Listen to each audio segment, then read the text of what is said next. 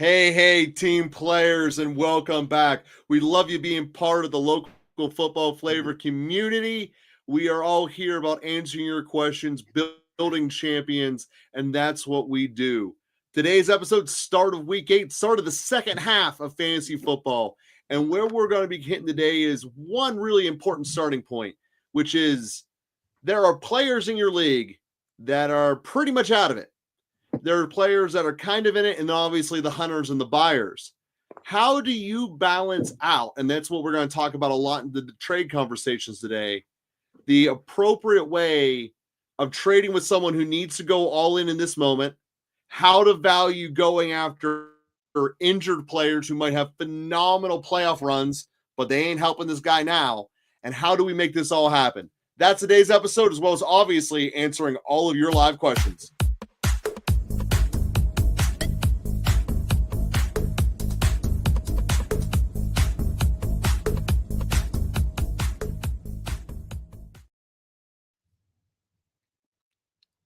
Have Bob. Super excited for this. And that's what we're starting with, Bob, because there's a lot of people out there that own someone from Tampa. They own someone that's hurt. And it's, they're going to have an amazing tier when they come back. But they look at you and go, well, why are you desperate to get rid of them? And to me, it's a hard situation because it's certainly a buyer's market in that case. But it's also reality. I pulled a trade yesterday where, Yeah, I mean, I saw your trade yesterday. I think it's a fabulous trade for you. But I think that when we talk about trading is, there's a lot of questions about, do I win or did I not win? And we talked last week about, there are times where most players in fantasy, they want to immediately feel as though they've won a trade, right? And ultimately, that's kind of going to make us feel good. That's going to kind of make us feel warm and fuzzy, right? But when we get down to the brass tacks of it, you don't know if you've won the trade immediately. Like, you can feel that way, that you might have won immediately. The players get hurt and all that stuff, but whatnot. But what I'm saying is that sometimes in order to make a trade happen, you're willing to overpay for a player, even if it doesn't at that moment feel like it's, the same value. Like what we said last week. And, you can, there's a couple of people talking about this as well when they're working on some podcasts and information out there. But looking at fantasy football from an economic standpoint is a really smart standpoint to have. And a lot of times you aren't necessarily and not necessarily trading players. You're buying a player. Like what you're doing right now. And it's supply and demand has a lot to do with it. If you are trading, you are essentially buying a player. So for example, before we get into the questions, guys, and we appreciate all the questions, and we're going to start out with Amon's deep dive in a moment. But when we look at players like Jordan Addison, for example, great couple of weeks, already had his bye, and is slated to have a great remaining playoff schedule. He's one of those guys that at the moment has a high value and will continue to have a high value. But for a lot of people right now, he's kind of up in the air of, do I want this guy on my team or not? Well, if I'm going to trade him, a lot of people, they're like, oh, well, I don't really need another wide receiver. I'm like, okay, well, then don't ask for him. Like, don't have him be in the trade. Like, if you're proposing me a trade offer and you don't want him, like, don't act like you do. Like, every time you've asked me for a player, it's always includes him. And then you say, oh, I don't want him. Like, there's a way of going about these trades. And that's kind of what we're going to talk about today, that it's just, you got to approach it from a business perspective. And sometimes if that means that you have to give up a little bit more to get something that you think is projecting better for the rest of the season, sometimes you have to do that. And while it's not an immediate feel like a win, guys like Derrick Henry, for example, Joe, we talked about Derrick Henry last week. We talked about Derrick Henry the week before, and we said, there's a good chance that upcoming in the next couple of weeks that you're going to get a couple 20-point, 30-point games.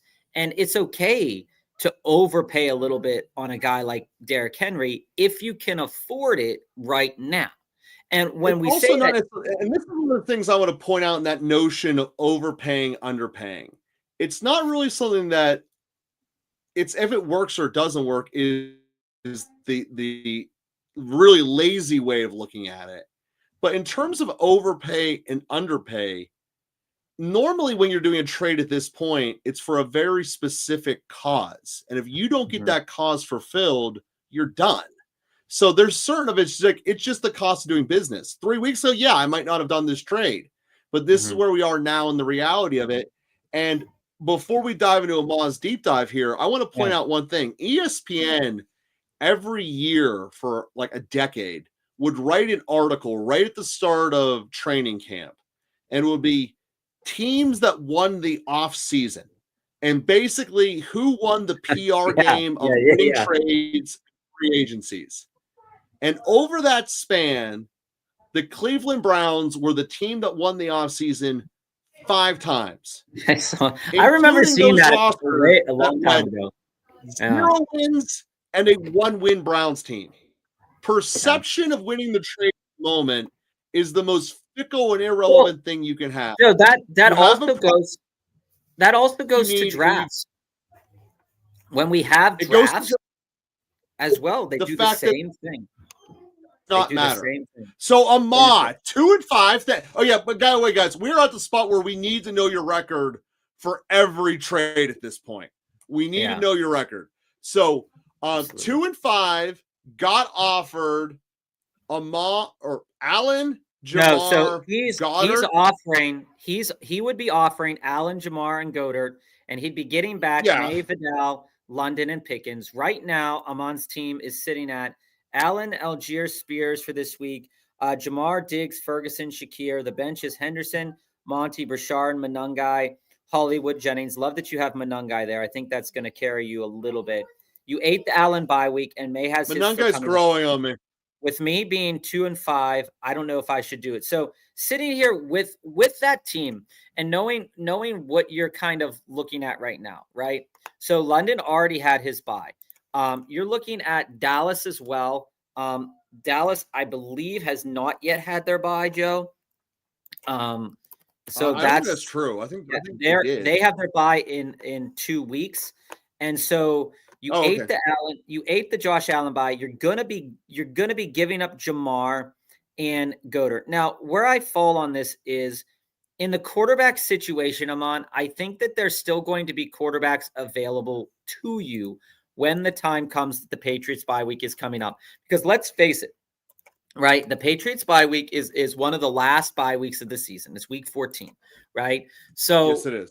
If you are out of it by then, it doesn't matter. But if you are still in it, you absolutely do want a guy like Drake May in your lineup to be there. So when I look at your team and I see how this changes the landscape of your team, while on level, it would be crazy to give up Allen and Jamar. But when I see what you're getting back and I see the long-term potential for some of these guys. You're getting 2 starting receivers. So Vidal helps you now. Vidal helps you right because now. Getting Spears out of your starting lineup is a necessity, Ama. So I look at this from here. You're trading away. You're taking a significant downgrade with Jamar. Fact. However, with the combination of London and Pickens, that is a definite improvement, maybe even a lateral move to Jamar and Shakir, because Shakira ain't doing anything for you right now.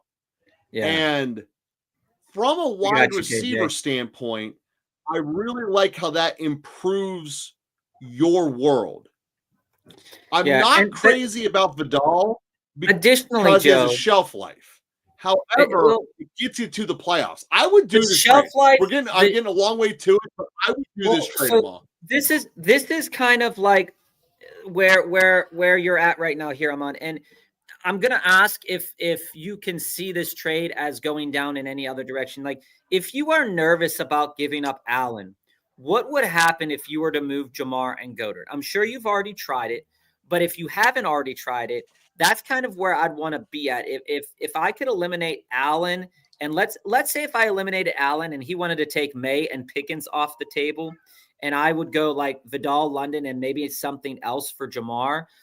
Maybe I could see that as something that you would be like a little bit more comfortable with. But as I see it right now, what happens when you make this trade is you get a wide receiver that still has plenty of upside in London. I know we saw a down week when Mooney was there, but we still have a player that has plenty of upside with London. You then have plenty of upside with Pickens in this offense that is going to continue to move the ball. Week 10 bye.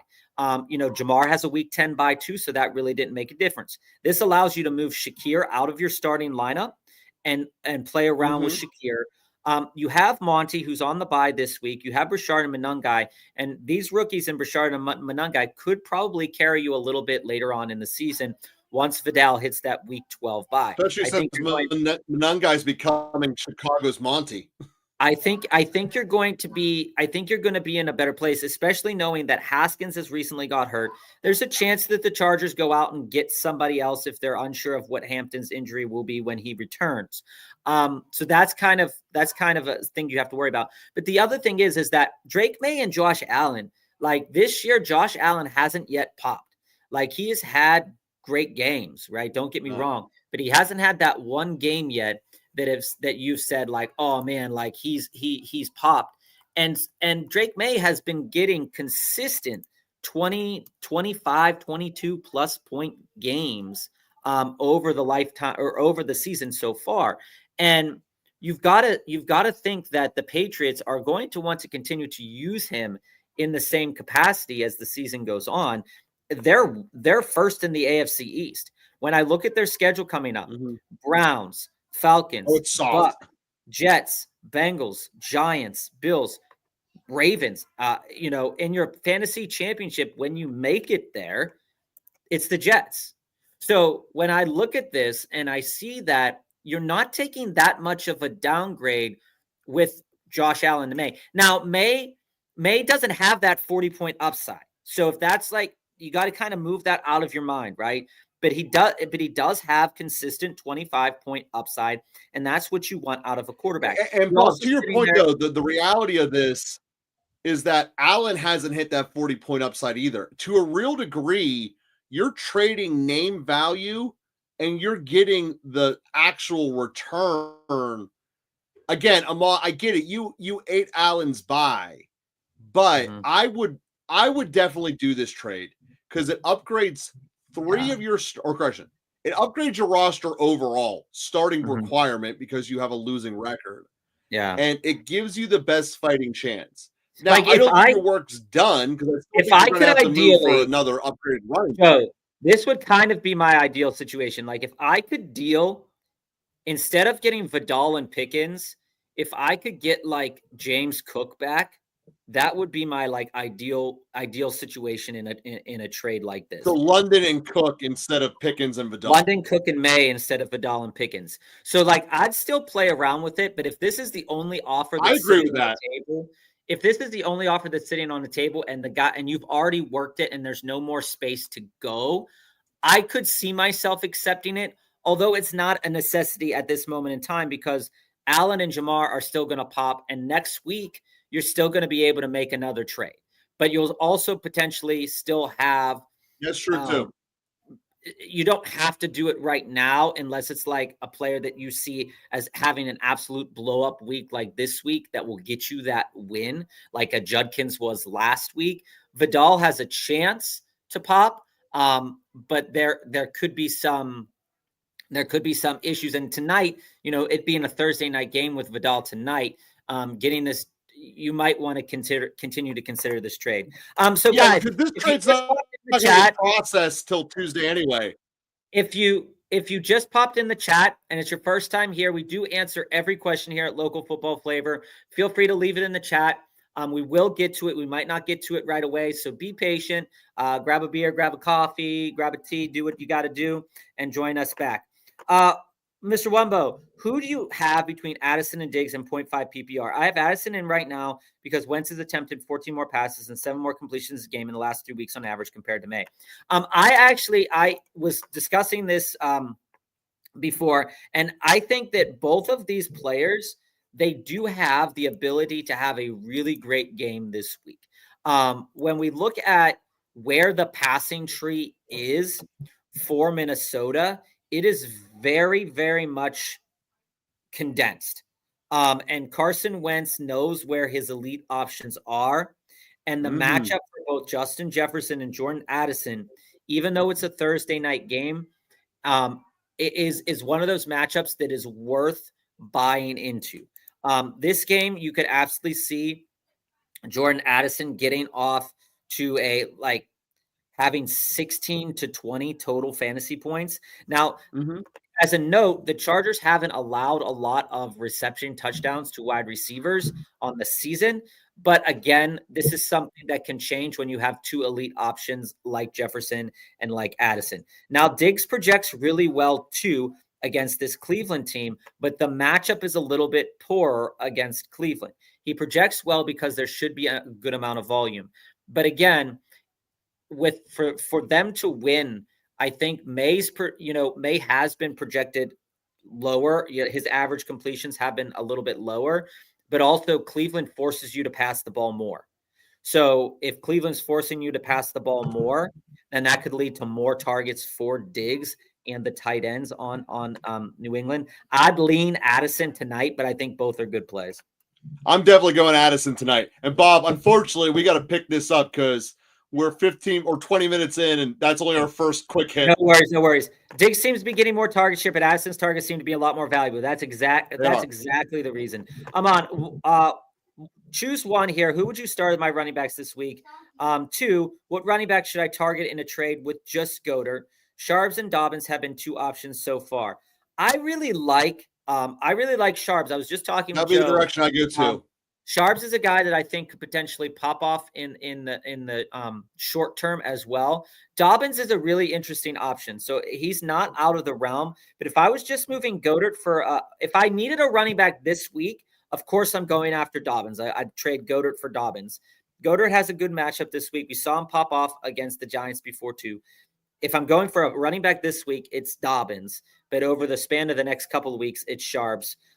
If I'm looking at your running backs of who would I start this week, I think that I would lean a little bit into that Monangai.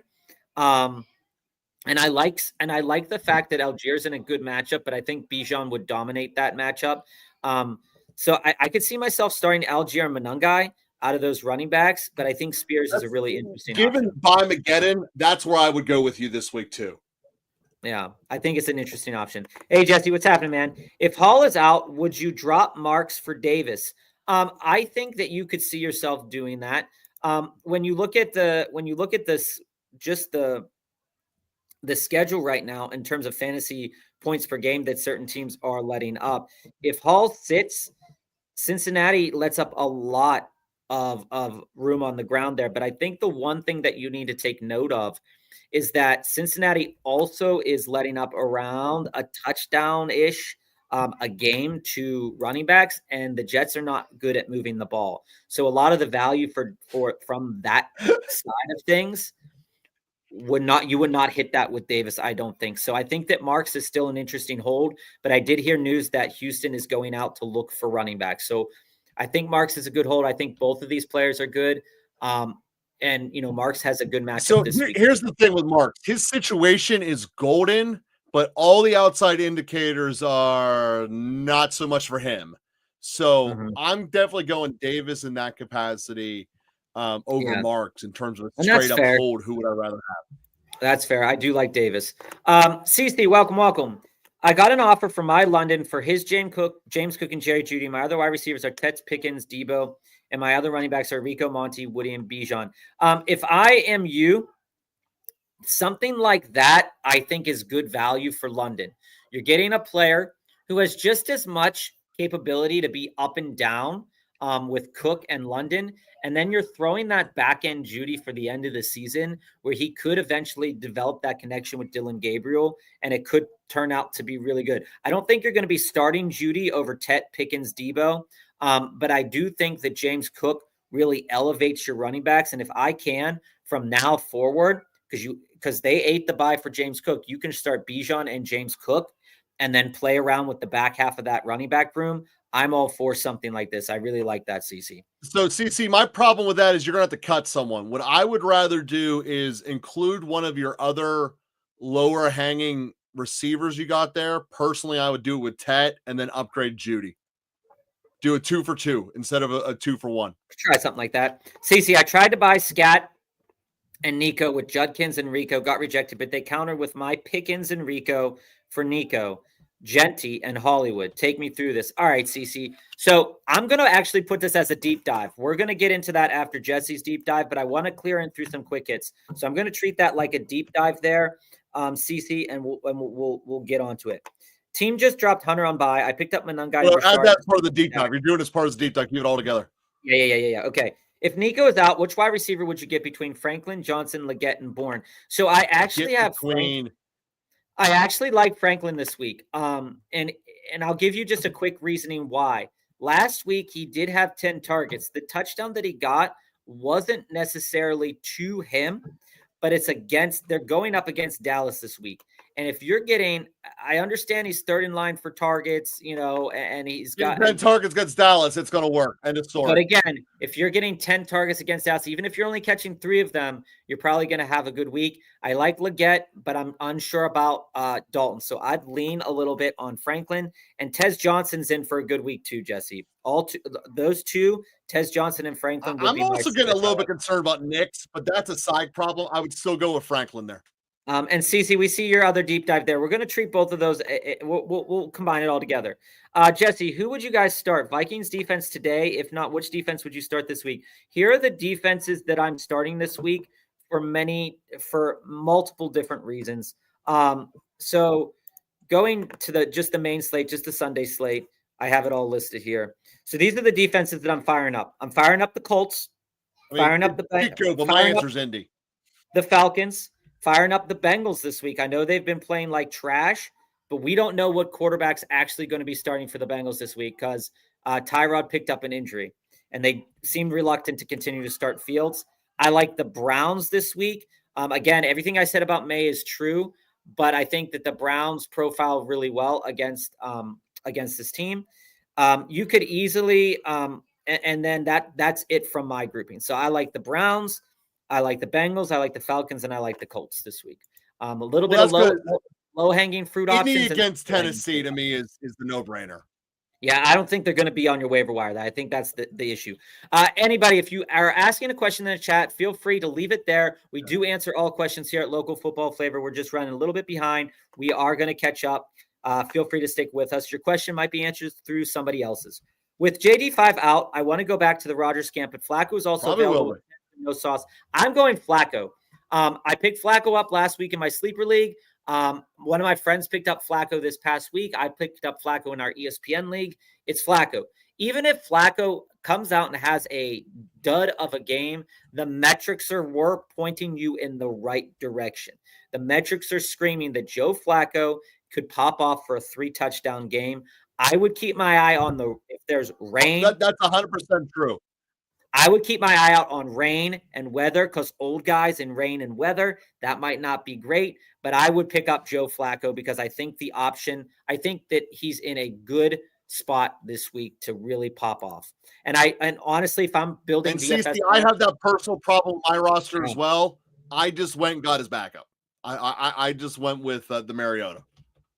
Yeah, Mariota's a great option this week too. I wouldn't fault you on either one of those. CC, DFS play Kittle burned me last week. Do I go back again or pivot to Fannin or Otten? I am not. If I'm building DFS lineups this week, I am not building George Kittle. I know the matchup says that he's supposed to be good, but the price is not where the price is. 4,500 is good enough, but it's not really what I want to pay for a tight end this week on the DFS front. If it's DFS, these are the tight ends that I'm rolling out with: Goddard, Pitts, Ingram, Hunter Henry, and Dalton Schultz, and potentially Isaiah Likely and Colston Loveland.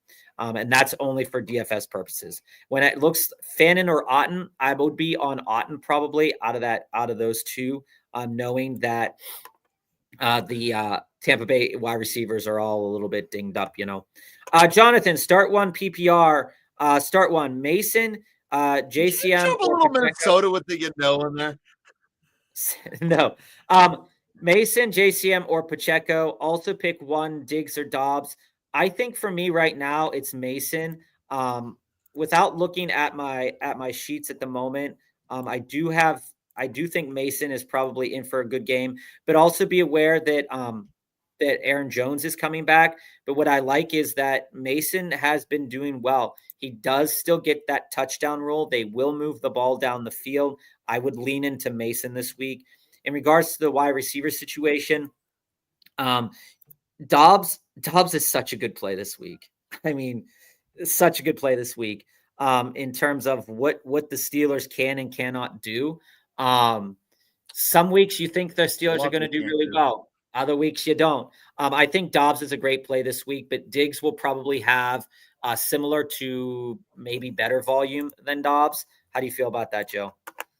I like Dobbs. I'd rather go with Dobbs against the Steelers defense than Diggs against Cleveland's defense. Cleveland's defense is just vastly better. And in terms of the running backs, I'm definitely going with Bill. I don't like going with running backs on Thursday Night Football. If everyone was on Sunday, it'd be Mason. Otherwise, I'm going with Bill. Santiago, different league. I'm benching Mason for Chamari Dyke. My league counts return yards. He has been a solo wide receiver 2 all year. So if Indy puts up a lot of points on the Titans, he should also Jonathan, I like this play. Here's why I like this return play. Yards, Dyke's a stud. Here's why I like this play. We had a question. I don't know if it was you or not. We talked about Kevontae Turpin a couple weeks ago versus DK Metcalf. And DK had that long touchdown, but Turpin ended up matching him in terms of yardage. But Chamari Dyke, if the Colts defense, guys, like I said, they're on my roster for a very good game this week. But they do let up a lot of yards to pass catchers, okay? They're not like a lights-out defense. So with you have the injury to Ridley, Chamari Dyke is still going to have a role on this team. He's going to get the receptions and the yardage. I like it. But what I would worry about is that, the Colts don't punt much. So it does have a ceiling because he doesn't punt much. Jamie, what's happening, man? By the way, who would have thought that the Colts were the offense no one saw coming? Mm-hmm. Jason, assuming that Ricky Pearsall and Nico are out, start 3, Shakir, Wan'Dale Robinson, Iomanor, Pollard, or Rico. So, again, Pollard is in a matchup that really isn't the best, but the Colts you can run on the Colts. Although he's a very low floor guy. I'm not starting him. I'm not starting Rico either. I don't think that the volume is going to be enough to make it worth it. With Andy Dalton as quarterback, I don't see them as continuing to be able. We did say last week that they're a run first mentality team, but Buffalo could blow their backs out. And so like, I'm not really sure that a guy like Chuba's a good play. Rico with his pass catching kind of upside could be a great play this week. Shakir, Wan'Dale is kind of like I'm up in the air on Wan'Dale too, but I think Wan'Dale could have a good game this week. Last time they met, we'll look up, see how he did. Because it was just a couple weeks ago, so they're going to know how to play him. But he had 7 targets the last time they played. You could see him having similar targets this week as well. So I'd probably roll out Wan'Dale. I'd probably play Wan'Dale. I'd probably play Iomanor in a hopefully decently competitive matchup. And I'm flip-flopping between Shakir and Rico. I'd probably land on Rico for a little bit. I don't see the weekly upside of Shakir. I just don't. Joe, you do, and I think Shakir is these guys who's going to be on every league, but you don't ever want to start them, and that's just the reality there. So I don't want to say Rico at all, and by default, I just put myself with the other 3 options, and that's where I'd go with Robinson. I'm on Rico, Wan'Dale, and Iomanor. Joe's on Wan'Dale, Iomanor, and Pollard. Jason, start 1. You never hear me say Pollard.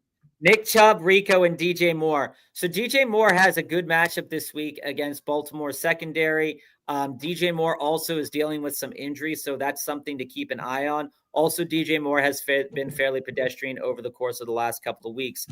Nick Chubb is still getting the starting nod. We don't know. It's probably going to be a competitive matchup with San Francisco. But again, Christian McCaffrey is going to rule the roost in that game. and they might not see the ball as much as they need to for Chubb to be relevant. So I think by default, it kind of lands you into Rico, even in the timeshare. But I would check that injury to DJ Moore, because if he doesn't have an injury designation going into this week, I'd play DJ Moore over those other two. Jason, I know Joe wouldn't, but again, those are some options that Joe also does not really like. Start one, Ertz or Schultz. I'm starting Schultz. Ertz with Mariota isn't as good as Ertz with Jayden Daniels. And Dalton Schultz just got a boatload of targets. We read through the target share that Dalton Schultz has over the last 4 weeks, and it is good enough to be very relevant this week, even if the matchup is not one that is incredible for him. It's one that you can absolutely take advantage of from a volume perspective. So I'm on Dalton Schultz, and I think Joe would be too. I'm on Schultz too, yeah. Jason, start one tight end, Ertz, Mason Taylor, Mark Andrews, Henry. So out of that grouping of tight ends, if Tyrod Taylor plays, Mason Taylor is a legitimately good play this week. If Tyrod Taylor doesn't play and Justin Fields is in again, Hunter Henry would be the guy that I would tend to go to out of those options of players in the tight end market. Speaking of tight ends, I met Pat Freiermuth the other day and got him to sign a terrible towel. So that was pretty exciting for me. And then in the flex position, any one of those tight ends, or Rico or Malik Washington or Sterling Shepard, or maybe pick up one of the Texans wide receivers. I like the idea of picking up one of the Texans wide receivers, whether that's Xavier Hutchinson, Noel, Higgins, primarily Higgins, I think would take over a little bit more, even though he hasn't had like a great season. He could potentially break out. So for me, I'd be on Hunter Henry if Justin Fields is starting. If Tyrod's starting, I'm on Mason Taylor. And then I'd probably pick up one of those Texans wide receivers in a matchup where they're going to need to stay competitive by throwing the ball. They're not going to be able to run the ball, at will against San Francisco. They're going to run the ball pretty well, though. How do you feel about that, Joe? You pretty much nailed it, man. Yeah. KJ, welcome. Should I drop Juwan Jennings for Alec Pierce, Leggett, or Bateman full PPR? So I wouldn't drop Jennings, but if I did want to move him and you're just looking for confirmation to move him, I do like the share and the opportunities that Alec Pierce has been getting on a Colts offense that has been moving the ball very, very, very, very, very well. And the other two, and I don't think that Bateman at this point in time or Leggett, even after having a good showing, are worth rostering over Jennings or Alec Pierce. So if you wanted to drop him, I'd drop him for Pierce, but I don't think you need to. There's probably somebody else on your roster you could drop for Pierce. Need to start 3 running backs, or need to start 2 running backs in a flex. Mason, Rico, Rashad, and Debo if he plays full PPR. If Debo's a full go, I heard Terry might be a full go this week too. We'll see about that, but I love Debo this week. I know Kansas City's secondary has been good against wide receivers recently, but Debo's kind of that anomaly to wide receivers. Mariota's going to try to sling the rock against this Kansas City secondary. They're going to have to in order to win the game. Now, when we look at the other options there, like I said, I like Debo a lot, but again, I could see why you might not because of the injury and him still coming back from it. Rachaad White, on the other hand, great matchup. I'm starting Rachaad White. In the absence of Bucky Irving, there will rarely be a time where I'm not going to be starting Rachaad White. The opportunities are there. The offense can still move the ball. I'm starting Rachaad White, and then out of the running back room. Yeah, that's not even a debate. I think Mason's a great play and probably a slam dunk call to get a touchdown this week. So it's Mason, Rachaad White, and Debo for me. How do you feel about that, Joe? It's definitely, that's the list. That's what it should be. All right. So how's it going, man? Start Mariota, Rodgers, Wentz, Dalton, Tua, Taylor, Ward. So I'm starting Mariota. I already mentioned that I had this exact same problem. That's who I went with. I think the first 2 that you listed are the first 2 out of that grouping of players that you got to start. And the one that I'm picking up out of that grouping of players would be Marcus Mariota. I mean, Mac Jones has been incredible recently, but again, from a fantasy perspective, but has had some injuries and stuff like that as well. And we will add that as a deep dive, Cage. Don't worry about it. Smitty, start 2 running backs this week. Brees, White, Scadaboo. It's Scadaboo and White. I know that Brees has a good matchup, but Brees dealing with the injury, I'm not really sure about that. And yes, this is going back to the scat. Abdul Carter, watch and see if he's playing this week. Watch to see if Abdul Carter's playing this week. They might play this game a little bit differently against the Giants than they did just 2 weeks ago. So Scat might not have a phenomenal game as he did the last time, but I'm not gonna roll the dice and see if Brees is playing in that capacity. I think you go Scadaboo and White. Would you trade Nico Collins for Olave? I probably wouldn't, but one of the things to keep in mind. I wouldn't trade Nico, but it's getting close. One of the things you have to keep in mind about a guy like Olave is there is a chance that the Saints move on from both Shaheed and Olave because Shaheed his contract's up at the end of this year, and then Olave is due an extension. And if they have not yet found their quarterback, which they haven't, you can't really come in. Their quarterback's playing at South Carolina right now. Is the answer, but you don't get rid of Olave. But I would be nervous to see if he were to land somewhere else, what that situation would look like. Would I do this trade today? If I absolutely needed to, I think you could get a little bit more for Nico, even with the concussion. So I would hold off on something like this, but I do like Olave. Would you trade Rashee Rice for what 2 players do you think you can get? So you're 1-6. You've been dealing with a lot of injuries. I get it. I have teams like this too, so don't worry about it, Smitty. If I'm trading Rashee Rice, he came back and banged that value that you wanted him to get. That's the game that you wanted him to have coming back from that suspension, coming back from injury. What you can get from Rashee Rice right now is a running back 2 and a wide receiver 2. In my mind, that is not out of the question for a wide receiver 1. So you'd be looking at guys kind of in the framework of like your Chase Browns, like your Devontae Smith and Etienne. Etienne's, Devonta Smith, something in that range of players. You'd have to kind of play around with who you felt comfortable getting. But I think that if I'm trading Rashee Rice, I want back a wide receiver 2 and a running back 2, or I want back a running back 1. If I don't want multiple players, he certainly gets your running back 1. So that's how I feel about that, Smitty. And we can talk about that more. Get you a tight end 1 and a running back 2. Another trade offer I just got was Jamar Chase and Goddard for Flowers, Jefferson, and Sharps. This one I would do. I'm doing that one. This one's incredible. You walk yourself into 2 wide receivers that have already had their bye. Sharps does not help you this week, so that's unfortunate. But fine. You walk into 2 wide receivers that already had your bye. You walk into another player that's having the bye this week, and then as the schedule goes on, it's a good enough schedule. I would do that trade and then get on the horn with your league commissioner to force it through before kickoff. I like this, and I try to get something like that forced through, like Joe said, before kickoff tonight. Quick hit, A-Flow. I need help in the flex. Bourne, Jennings, Alec Pierce. If I get Brashard Smith, I need to drop Brian Robinson Jr. waiting for the CMC whoopsie daisy. Honestly, if you get the CMC whoopsie daisy, I think you're probably going to get a good look out of Brashard Smith too. I don't see it being like you got to remember, Brian Robinson Jr. is not the same player as CMC. So you are not locked and loaded for that same amount of usage and volume as CMC. They took a Correndo there for that. It's going to be a split option, unlike last time. So for me, out of this grouping of players, I'm leaning into the Jennings and Alec Pierce and then keeping Brashard Smith.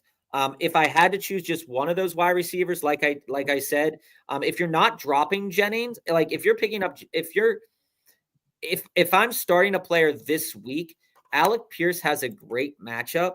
But again,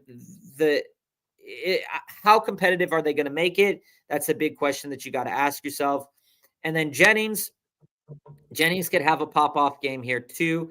But against Derek Stingley, that could be pretty tough. So I'd lean a little bit on Pierce if Juwan Jennings has to play against Stingley a little bit more. So it'd be Alec Pierce for me, and then I'm keeping Brashard Smith.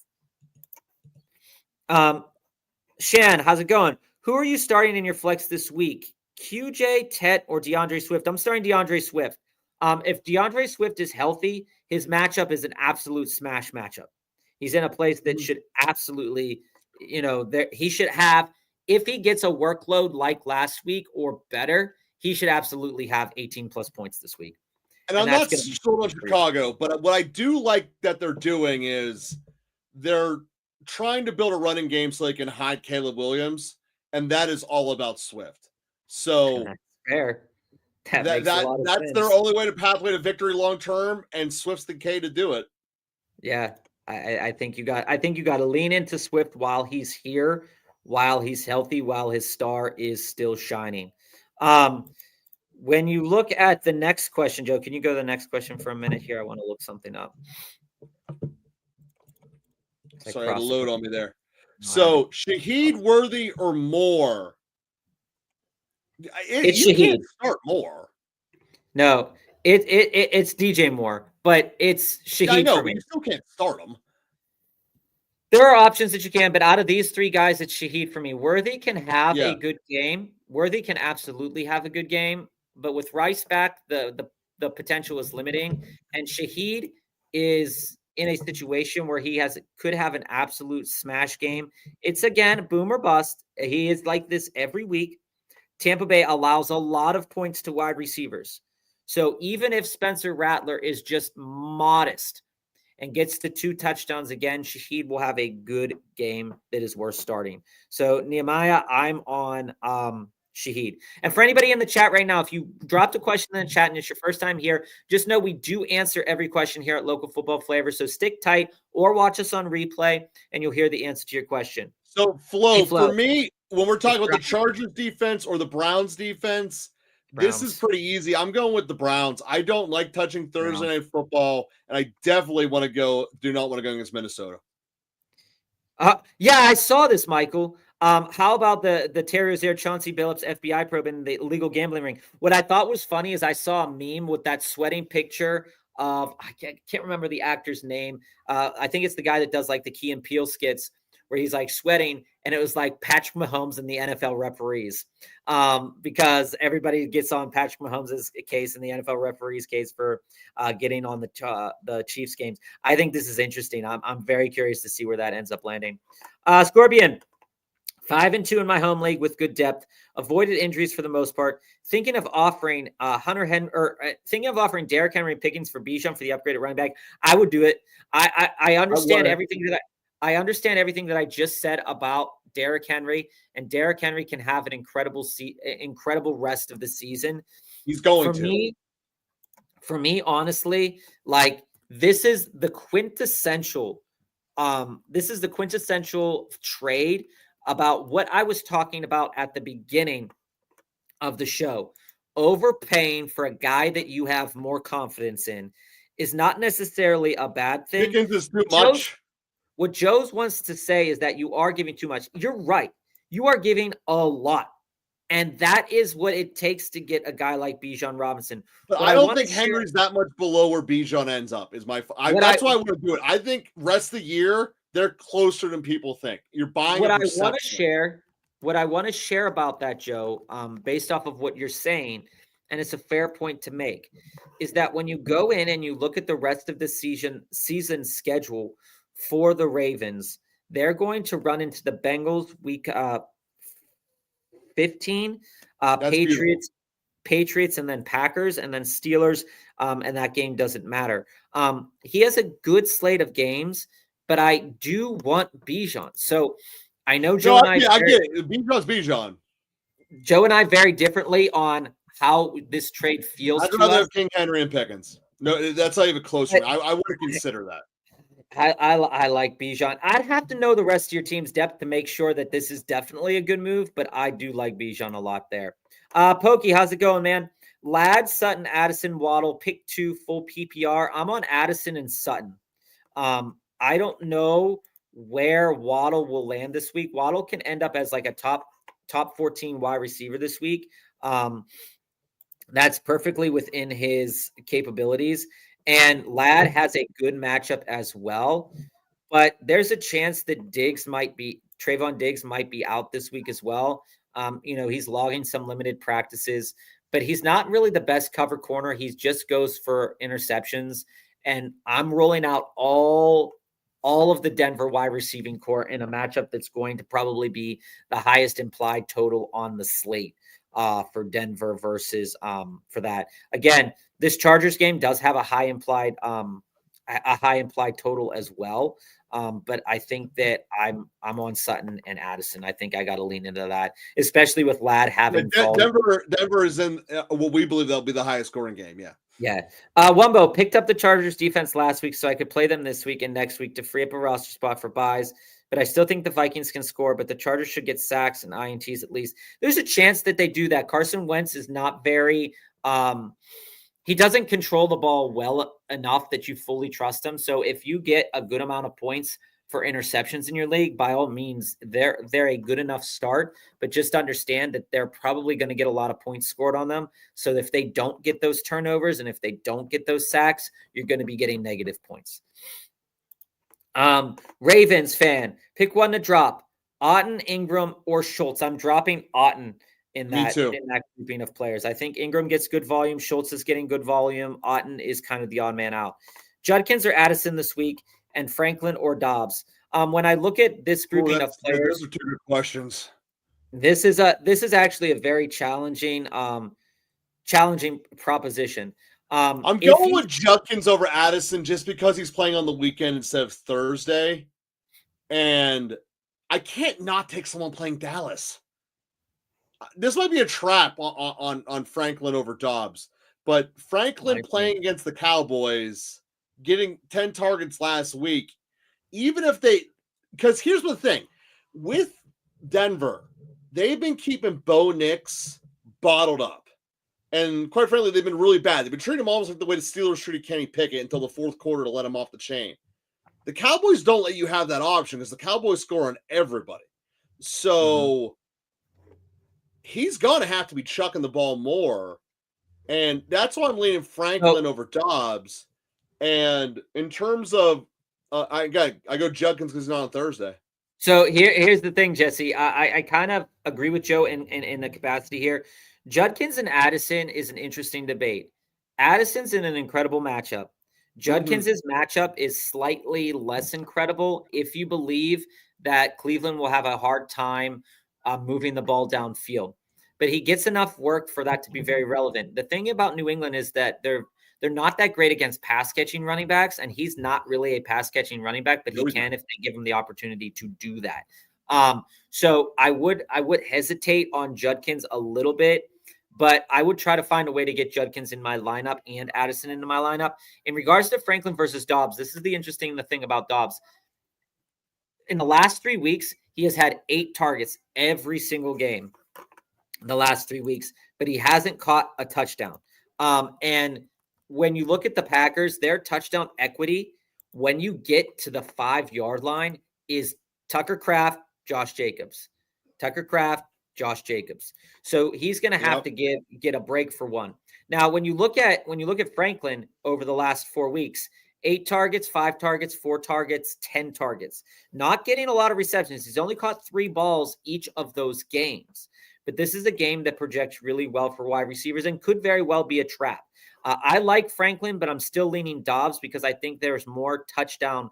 I think that the Packers as a team are interesting to me, but it's hard because Franklin's equity is a little bit higher because it's more spread out in Denver. So if you want to get a little bit more touchdown equity, I would lean into Franklin. And if you want to get the volume equity, I think you lean into Judkins and Franklin.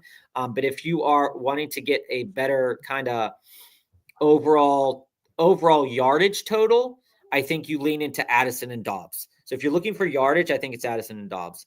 So Raven, before we jump back into the deep dives here, with Daniels out, you have to choose between Dart and Spencer Rattler. To me, that's a no doubt. Hey, Brian. Hey, Jay. Hey, Hey, Adam. Yeah, we're going to answer all the questions that are below, but we want to jump into a couple of the deep dives that we have hanging around from earlier in the episode. So we did clear up Amon, so let's go to KJ's here. So looking at this, there's a lot of things to look at when it comes to these players. And I think that what's important to note is that how these teams are playing right now. Yes, Baltimore is not playing its best because it doesn't have Lamar Jackson. But this defense is also not making stops to give them the ball where they need to have the ball in order to be super productive Defense as is a Baltimore's fantasy. biggest problem. So when you look at a guy like Bateman, and people love using resources like Fantasy Calculator. They love using resources like Keep Trade Cut, et cetera, when they're making these decisions. And one of the things that I find out to be most interesting, because someone mentioned it to me, and I was looking up the value of players. Bateman is 0. He's worth 0 right now. And I find that to be so funny after the vestment that we put, at the beginning of the offseason. I said, maybe he's back. Well, doesn't look like it. He's back to being what Rashad Bateman was over the last several years. 4 targets, 7 targets, not really doing much with them unless it's in like in a competitive matchup. Detroit, week 3 was competitive. This is a great matchup for Bateman, though. If Bateman gets a full complement of targets from a good passing quarterback, he could absolutely smash and dunk on the Chicago secondary.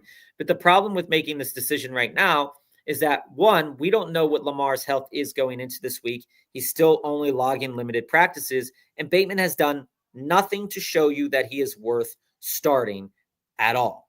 Now, when you look at a guy like Pierce, and this is the fun thing about Alec Pierce, is that Pierce has gone from, just being hey, we're going to give you a little bit of targets every game, to starting with 3 at the beginning of the season, then going 5, out 4, and then 10 targets last week. And this is a guy that can absolutely break it off. Okay. Now, he hasn't put together like the best games over the course of the season, but he has been a really solid producer for this team. And it's on a team that's actually really good at moving the ball. And so you're going to get more opportunities. Yes, a lot of these opportunities are going to Tyler Warren. Yes, a lot of these opportunities are going to Pittman. And yes, they're also going to Jonathan Taylor. But right now, Alec Pierce is on a team that from a week-to-week basis has a higher implied point total almost every single week. Yeah. And he's a contributor. He's seeing the field. And I think that you gotta, when you look at players like that, and I just want to look up his snap share for a moment. So Frederick, the what I would say to you here is, the first question is who to drop, if either, between Jennings or Henderson. Henderson to me is the choice there. And then at this point, the only one I'd pick up this second is Pierce. But I do want to give a week of seeing what a real quarterback in Carolina might do in that offense. I'm not cutting Henderson for Leggett yet, but I'm looking, because let's face it, Bryce Young is not a good quarterback. He's been trying to make a good quarterback because he was a first-round pick. It was an early first-round pick, but he ain't a good quarterback. So does Dalton, who has essentially the old man gunslinger, same as Flacco, chuck it into Leggett, who is the best receiver on that team? Maybe. And then we start getting some good results there. But yeah, I want to see it first, because there's also a very real chance Flacco Dalton doesn't really want to be there when it's all said and done, getting smashed, and all he's going to do is hand it off and check it down. So I want to give it a week. But Pierce, at this moment in time, I don't know if I'm pulling the trigger on Pierce for Hundo unless the injuries are still holding up in Indy. Yeah, I mean, like, honestly, though, Pierce is you meant Leggett. You were talking about Leggett. I mean, right now, this second, Pierce is the one that I'd only consider this week. Next week, after being a week with Dalton, I'd consider Leggett. Oh, yeah. Okay, that's absolutely fair then. I think that when we look at things and we see it like, okay, like, Alec Pierce, and this is the thing, like, Alec Pierce is on the field almost the same amount of time as Michael Pittman Jr. Okay. And I think that to me shows me that one, like he's doing everything he's being asked to do on this team. And they're, like I said, they're productive and they're always a threat to score a touchdown. So in my mind, yeah, it sucks to move on from Trevion Henderson, but I think that on the whole, he can still pop off, right? He can absolutely still pop off, but he's an asset that is absolutely dead in the water right now. And this is speaking from a guy that owns him in a couple of leagues and went heavy on him in some best ball formats. But he's not playing for your team. And Alec Pierce can slot right into your starting lineup, and you can play him on a weekly basis. And you could be confident about playing him on the weekly basis where you can't be confident on Hendo. And Juwan Jennings can absolutely continue to get the targets in this offense. And when Purdy comes back, they're going to be even better. I mean, right now, even in a bad matchup, in terms of a quarterback matchup, he's slated to get around 11 PPR points. Before the injury, he was getting 5, 10, 6 targets. He came back last week, got 6 targets. Yeah, he didn't accumulate any yards. But again, I don't think you can drop him, especially when his floor seems like 4 to 6 points at minimum, like 8 points at minimum. And Henderson's floor is 0.5 or 0. So you got to move on from the guy that's like almost a guaranteed 0 on a weekly basis. And pick up guys that are performing in the moment. I think now is not the time to continue to sit on Henderson when we don't see the upside there. We've seen 8 weeks or 7 weeks, and they're not showing us that they want to play him. Get rid of them. Jesse, out of these running backs, who would you start in order? Judkins, Hall, Henry, Mason, Monangai, Smith. I'm off Hall. With the injury, the lack of scoring opportunities, I don't think that I can be on Breece Hall this week. The matchup is an incredible matchup. There's going to be a lot of yards there, and there is always the potentiality for a touchdown. When you look at the running back room and you look at the amount of carries that they give up to running backs on a given week, Cincinnati gives up 24 rushing attempts to running backs on a given week. And this is the reason why, if Breece Hall's out, Isaiah Davis is an interesting play. Khalil Herbert, again, could be an interesting play as well. They give up the most combined rushing yards to running backs. This is a fact. They also give up around 6 targets a game through the air to running backs, which is pretty bad. But when I look at it and I say, okay, well, they're preparing to potentially trade him. He's already dinged up. He's probably not going to play. And I think that that's something that you have to keep your eye on because he's in an incredible matchup, but he might not play. Moving on from that, because you are going to want to wait out this Breece Hall news, you cannot start Jordan Mason. Because you're waiting out to see if Breece Hall is playing, you can't start Jordan Mason. But I do think Jordan Mason falls in the end zone once or twice this week because they're going to be moving the ball in this game. So now we're down to Derrick Henry and Judkins. And Derrick Henry is one of the guys that I am rolling out in most of my DFS plays this week. I'm going to find time to put Derrick Henry in my lineup. This is a smash matchup, especially if Lamar Jackson is playing. If Lamar Jackson is playing, Derrick Henry's in a smash spot. His price in DFS indicates that that the value has dropped, but he's on your team right now. You start him. I don't think that I can go without saying that there's a story that you can write where Derrick Henry, with a Cooper Rush-led offense, gets 60 yards and a touchdown, and with a Lamar offense, gets 120 yards and 2 touchdowns. So I think you have to play Derrick Henry this week for that reason. So as you're waiting on the Hall news, you're also then looking at Judkins versus Monangai and Smith. I think you got to lean on Judkins for the volume at minimum. He's getting the most volume. He was getting like prime Derrick Henry like volume in some weeks. Now you might look back and say, well, if the Browns are out of it, they're going to stop using him because look at the Steelers game. Well, yeah, look at the Steelers game. They were getting their ass blown out. Yes, they And so were. And I don't think that's happening against New England.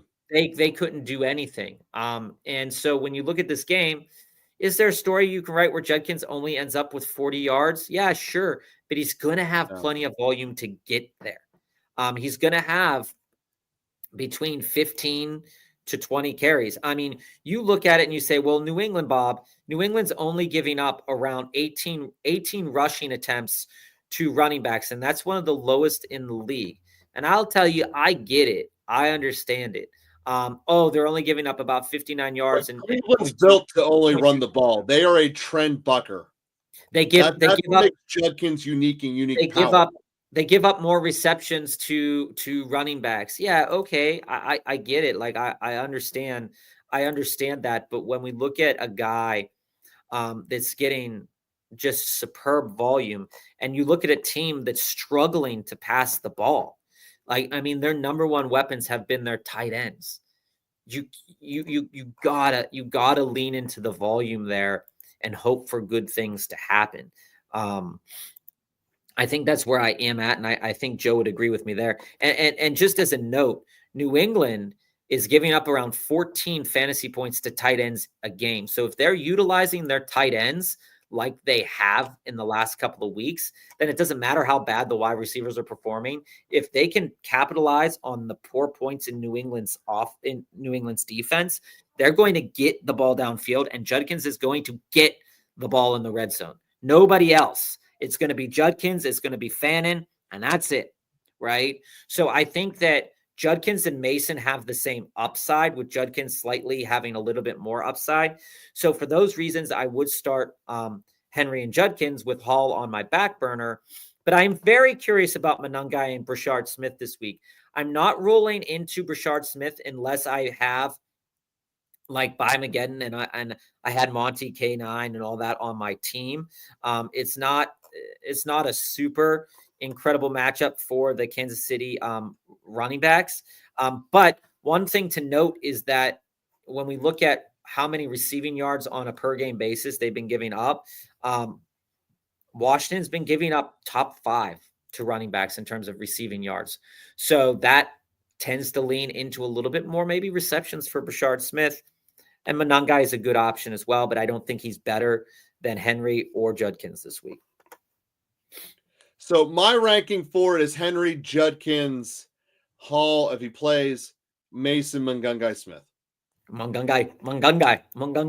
Hey, guys, if you're leaving comments in the chat, we will get to every comment. We do answer every question here at Local Football Flavor. Feel free. If you don't have time to watch the whole show, go back, watch us on replay. We do get to every question. CC, we said we'd turn this into a deep dive because you asked a deep dive here as well. I'm not sure how these are all the same teams. Start with the roster then, Bob. Okay. So currently 5-6 with Allen, JT Brees, CD Pickens, Fannin, Debo, QJ, Judkins, Rico Worthy, K9 Brashard, Atlanta's defense, and Dicker the kicker. Mm-hmm. What moves get you to the championship? Okay. So first off, personally, I would want to divest out of here. I'm just going to read a roster just so I can give it overall what I would want, and then we could talk about the how. I would want to get out of Pickens only because you have CD, and I wouldn't mind. Judkins is your flex right now. That's a great flex. I wouldn't mind upgrading running back 2 though, whether it be you're just getting rid of Brees. Upgrading Brees is the answer there, but you really can't do that by moving Brees directly. So where I'm looking at to get you here is let's move Pickens as an upgrade or even a lateral move at receiver 2 and upgrade that running back 2 in the same move. So I'm looking at a 2-for-2, something like that, with Pickens being the bell cow of the trade. That's my starting this thought process looking at your roster. Bob, where are you at? So a couple of things, right, is that number one, CC, what I'm doing is I'm taking a look at kickers on I'm taking a look at kickers and I'm asking myself, do I absolutely want to start Cameron Dicker this week? Because if the answer is no, and again, Cameron Dicker has been a great kicker this week, and it's fun to say his name. But one of the things to note is that we talk about this, and Mr. Wumbo has mentioned it a good chunk of the season as well and prior. Dicker has the chance to go for like 5 field goals and whatnot, but it's always a good idea to de-invest in a kicker that is just kind of like a league average kicker than buying that position player with your kicker slot and waiting until you get news on injuries. So in case you have to put somebody on IR or something like that, or a guy's not playing, you have the option to do that. For example, you have Debo sitting on your roster right now. It's not a guarantee that Debo plays this week, okay? If Debo doesn't play this week, then you put Debo on, and I see you have Brock in your IR spot too. I'm hoping you have 2. If you don't, we can play around with this, but you can make it. The strategy doesn't matter that Bob's laying out for you, but if you do, it does. But when I look at this and I say, I can move 2 of these players now to open up space for Travis Hunter on my team, I'm going to do that. And here's what I'm thinking. Well, you also do it with a 2-for-1. Well, exactly. So you said you offered Judkins and Rico for Scadaboo and Nico. He declined. Pickens and Rico for Nico, Genti, and Hollywood would put you in a worse spot than you're already in. Because if you took on Nico, Genti, and Hollywood, you're 5-2. You need to be the other side. You need to be the giveaway more players on trade. Now you'd be sitting here and you'd still have to drop one of those guys. So so it doesn't really, a trade like that does not really utilize the full potential of your roster that you have, right? And so you're sitting here with Monangai and Brashard Smith, and you're like, should I drop one of them to go out and grab at Hunter? What I would do instead is I would build out a 2-for-1 trade, and I might overpay for a guy that I really think has a great schedule up ahead. And I would make that offer. This is an idea, Bob. Looking at his roster. Let me finish. Okay.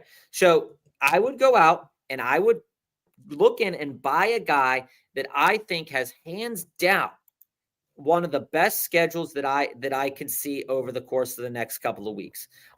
So for me, Debo had a full practice today, so it's not the same team. But if I'm looking at this trade right here, and I see this trade right here, I'm not taking that, CC. I'm not taking that trade right there. I don't think that I love Genti enough to put him on the team. Okay. You're not. So when I look at this trade and I want to know what players get me to the promised land, what I'm doing is I'm taking 2 pieces, maybe 3 pieces, and I'm overpaying for a guy that I have confidence in that is going to continue to have great seasons or great games this season or has a phenomenal playoff schedule. And again, we can throw out some players that it's okay if you buy someone who's hurt because you're 5-2 who will be here in the playoffs. And that's what my trade I'm going to give you is going to be. So the guys that I'd be including in deals right now, right, is a guy like Brees, for example. So Brees is injured, potentially. Like we said, he might not play because he's also on the block to get dealt with. But I'd look at these situations across the league. What spot would Brees Hall land in that he would then become a slam dunk start? And outside of maybe Kansas City, you can't really find one, right? You could see that maybe the Saints, maybe. So what I'd do is I would lean into that, and I would say, hey, they're thinking about trading Brees. I would take Brees, and I would take Pickens. If you don't want to take Pickens, you can move QJ and Debo, and I'd move into one piece that is going to be the piece that I think is going to put me in a good situation for the fantasy playoffs. Fantasy playoffs, week 15. Who's that piece for you, Bob? What? Who's that piece for you? Because I got a name to mine. Right. Well, I'm going to give it to you. So we talked last week about just generalized schedules and who has the best schedule, who has the worst schedule going into the last couple of weeks of the season in week 15, 16, and 17. So what I'm looking at here is basically any running back playing Miami, right? Yep, that's a good one. And one of the things that we need to note is that Bucky Irving, right, is week 17 against Miami. The jury's still out on the injury. The injury a little bit scares me. But if he comes back and is super elite, right now, you might not even have to overpay with Brees and QJ. You might be able to Brees and Bucky straight up. You might be able to offer Brees straight up. When you look right here, I think I can get That's Puka the one I was going for, CC. If I can get Brees, Pickens, and a piece. Yes, CC. You overpay to get a guy that will absolutely smash when you come back. And if you lose 1 or 2 games in the interim, you're still winning. You are still winning. Puka's the one you should get for Pickens. Because in the meantime, while Puka's still hurt, there is no problem with this roster playing either QJ or Debo. And then as soon as Puka is back, you're set. Exactly. I mean, seeing Puka and your flexes Judkins wins. Yeah, I'm all for something like that. If you're going after Puka, whose injury seems less severe than Bucky, he puts you in a smash spot. You go into I don't even know if you need to give the piece. I think you can give Pickens and Brees and give Puka. You might, but you might have to also offer like Rashard or Worthy. And if that, that's an irrelevant. Yeah. If it comes down to that, so be it. I'm absolutely smashing the button for Puka. And if you can't get Puka, play around with some of those other players with incredible week 15, 16 matchups. It's hard to fight Bucky. Again, you guys saw me promote Bucky the entire offseason. To this question, I would probably, if this is a different team and not the same one we just talked about, if my wide receiver situation was great, I probably wouldn't want to pick up Hunter. But I tend to lean on keeping the running backs a little bit longer than maybe I should. But these 2 running backs, I think, are going to pay dividends. Those are good holds. Yeah, I would let Hunter sit for a week. And then, because even if you get him, you're not going to start him. The only reason Hunter starts is because he can play defense in an IDP system. Yeah. It's kind of a cheat code in that. All right. So let's get into Joshua's, and then we'll get back to the questions where we ended at before. Deep dive here, Josh. May, Lamb, T-Mac, Golden, Judkins, Corey Krosky, Tyler Warren, Dowdle, Bench, McBride, BTJ, Golden, Marks, Monangai, Henderson. IR is Ridley and Hampton. The guy is looking to sell Saquon. He wanted Judkins plus a wide receiver. I said no. I'm glad you said no.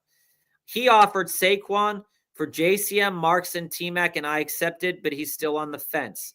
Thoughts on it and a possible counter? If he accepted, I see where he's on the fence at. If I'm being brutally honest with you, like, this is a trade I do if I lack depth. If I lack depth, this is a trade. Like, not that you lack depth, but I'm saying the other guy. Like, if I'm looking and I'm trading away Saquon, I'm going to be a little bit nervous of getting back just Marks, just Corey Krosky and T-Mac, because they're in situations that are continually fluctuated over a week-to-week basis. Listen, I don't even love Saquon, Josh, and you fleeced him. I think if you have to counter him, don't. He's already said, I accept. No, he didn't. No. Joshua accepted. The other guy didn't. Oh, okay. So if I had to counter, okay, if you're asking me to create a counter offer that gets Saquon on your team and gives him maybe some other pieces that he might want, is in your situation, Josh, I might say to him, I'd be like, hey, you want these 2 running backs, you want this wide receiver, you want running backs. It looks like the guy wants running backs. And the wide receiver is just kind of the icing on the cake, if I'm thinking it correctly here, Josh. I would not give Monangai instead of Marks. I want to do that change looking at your roster. I'd way rather have Monangai. Hey, Nick, what's happening? No, so what I'm saying is I know how you feel about Trey McBride. I get it.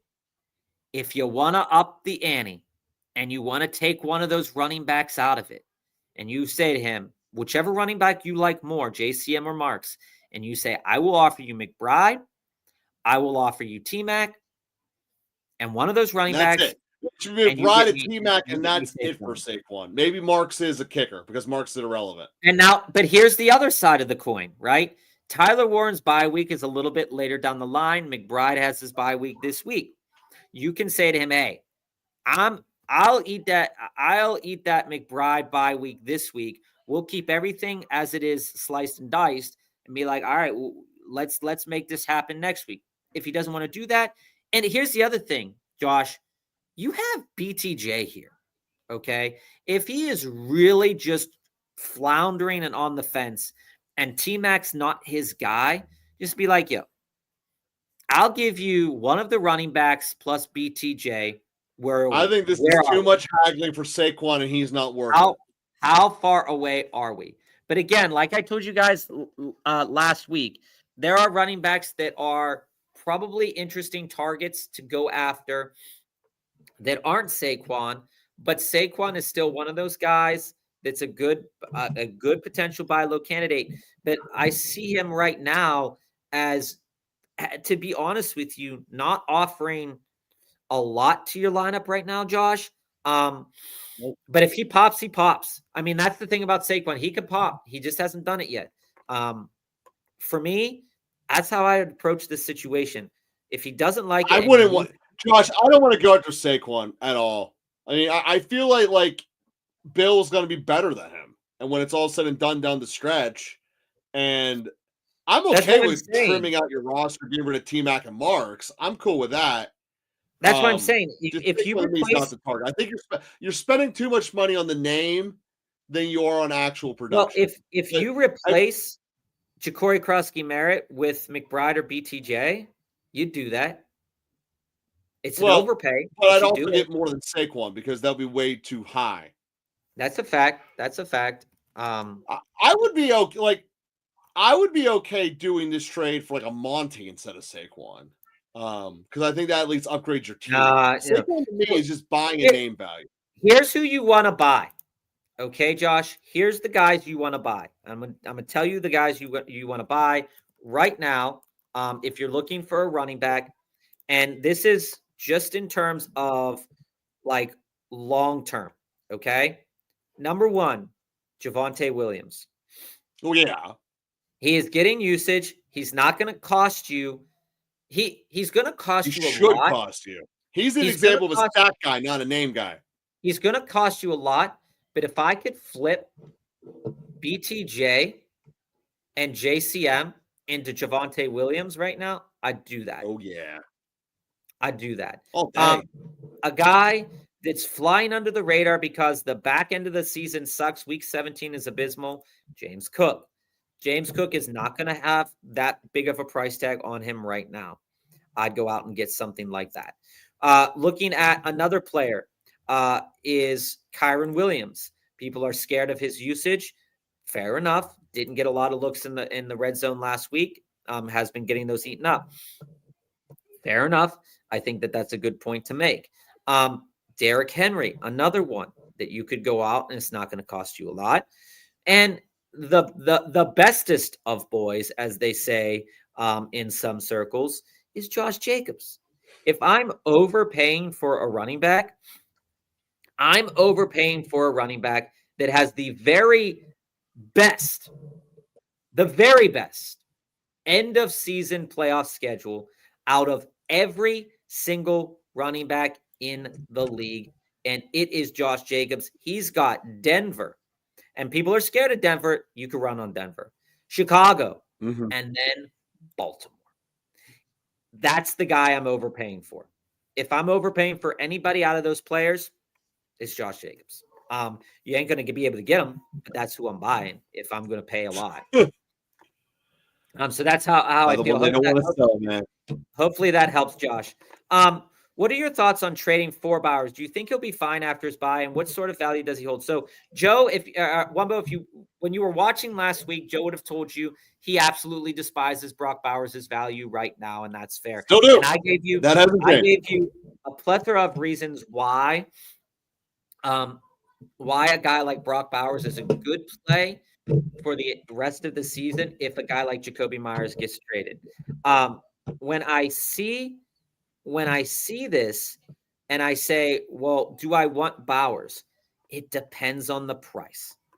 If the price is right, I'm buying into Bowers. If I can trade him, if I can give up, let's say I give up someone like, for example, Pollard and give me a wide receiver, Joe. Pollard and DK. Oh, DK, there you go. The same tier. Right. If I can give up Pollard and DK to get into Bowers, I would. But if they're asking me for like Sutton and something else, I'm probably going to say no. But I think that Bowers is a good player to buy into if he's assumed to come back healthy. Again, bye week's already happening, injury already happened. He's going to get volume. It's there. I think that it makes a lot of sense. Joe, did we hit that question? This is where we're at, Bob. Cool. McBride's on bye. Assume that Njoku misses. Would you play Fannin, Dalton Kincaid, or Dalton Schultz? I'm playing Dalton Schultz. I'm also playing Fannin if I have to. Dalton Schultz gets priority because the volume is there. I know this is a quick hit, Joe, and I just want to, for everybody else. I agree. That's the order, but I wouldn't totally throw Kincaid to the side. After the bye, it's a speculative play. DFS, I put $1 or $2 on Kincaid here and there. Kincaid's dealing with an injury, but I'm just going to read you again Dalton Schultz's targets over the last 4 weeks. 6 targets, 5 receptions. 6 targets, 5 receptions. 6 targets, 5 receptions. 10 targets, 9 receptions. Out of a tight end, you want that. That's gold. That is gold. So, yeah. If you want a speculative play and he's on your waiver wire, Kyle Pitts. Also. Mason Taylor not practicing. I don't like to hear that. Don't like to hear that at all. You should be playing Mason Taylor anyway. Back down. Yeah, and then, Jamie, I love it. Yeah, so, I mean, just on the Pat Freiermuth subject, guys, I'm also not picking up Pat Freiermuth. No. Because what you don't know about me is every piece of signed memorabilia that I have from an NFL player, that player almost always gets immediately injured. I don't know why it happens. And also, Freiermuth always balls out against the Bengals and never against anyone else. That was his high. If you have Freiermuth, it's the time to sell him. So it's probably Daniel Jones here for me, Michael. In the projections, Daniel Jones is popping off a high, and so is Drake May. They're not very far apart from one another. They also have a very similar ceiling as one another.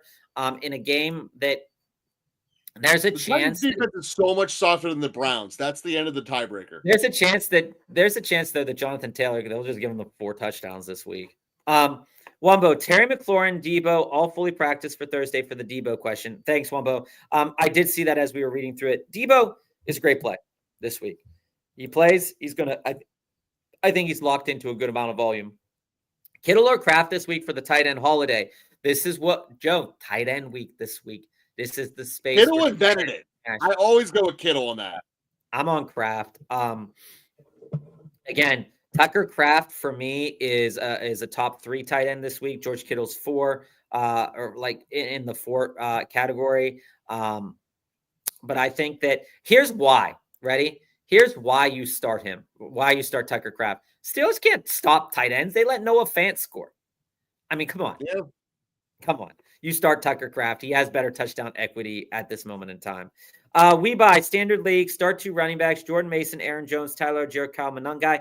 I think Jordan Mason, like I said earlier, that he falls into the end zone. I'm not sure Aaron Jones gets there coming back from the injury.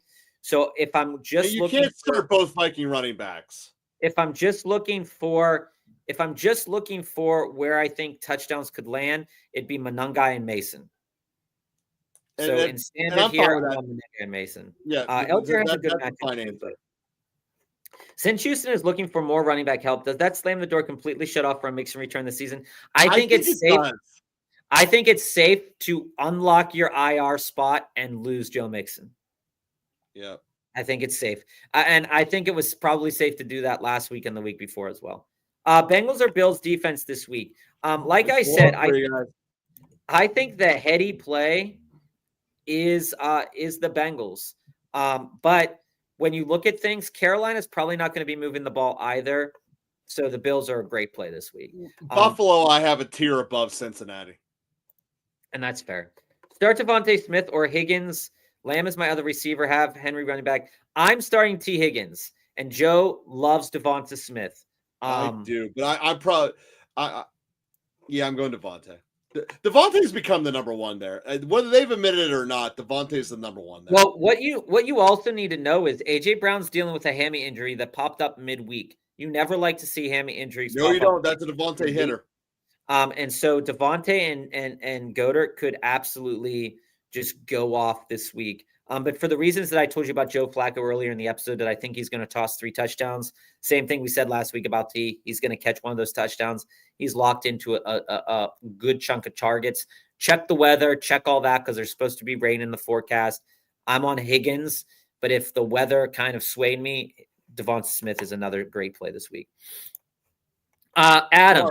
I'm Dart rest of the year over Caleb Williams. Yeah. Adam, I think that's easy right now. We have seen more out of Dart in a limited supply of games than we have seen out of Caleb Williams in the plethora of games that we have. Start Dowd or Vidal? It's Vidal. Yes, it is. Haskins picked up an injury this week. I think when you lean in on Vidal, you are also leaning into, a lower floor. Heard Joe Alt was coming back this week, which is a big boom for Kamani Vidal. It's Vidal for us here. We are 45 minutes behind, Bob. We really got to accelerate. That's okay. We'll catch up. Which tight end am I starting? Again, guys, Dalton Schultz. Dalton Schultz is not a sexy name. He's getting the volume. Nico's going to be out. Christian Kirk's going to be out. Well, we think Nico's going to be out. Christian Kirk's out. It's going to go there. They get the ball to the tight end.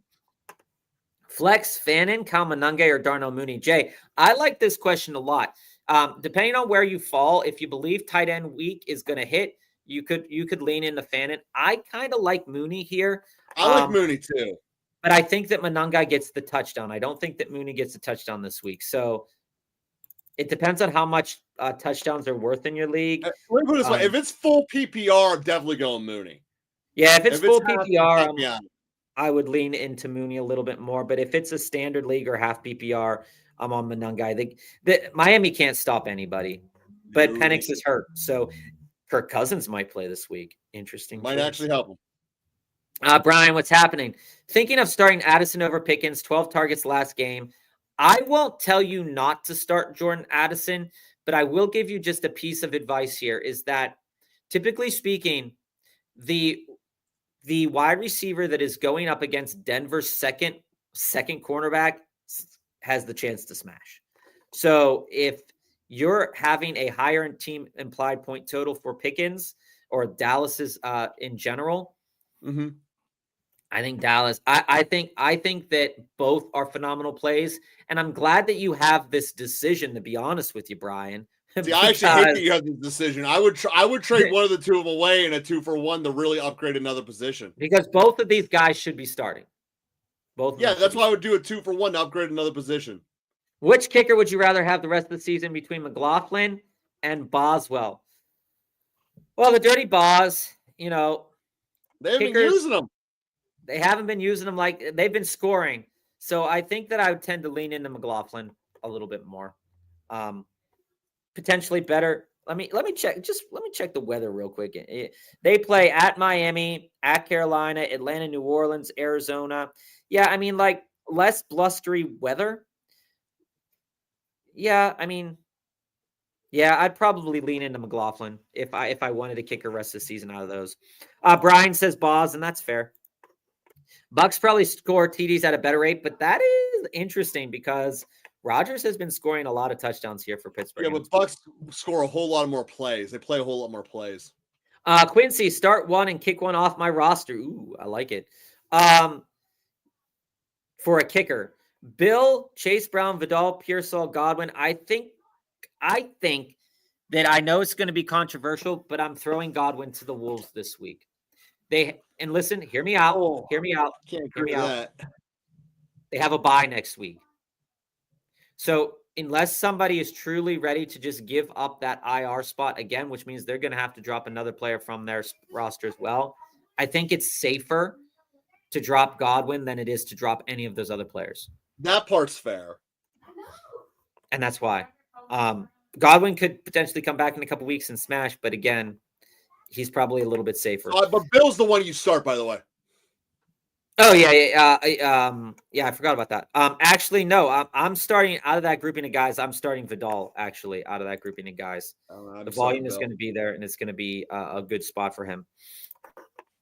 Bucky, Godwin, probably Nico out. Adams on the bye. Times are tough, Wumbo. I hear that. Which do I start in PPR? Golden in a crowded wide receiver room. Pierce with Downs practicing.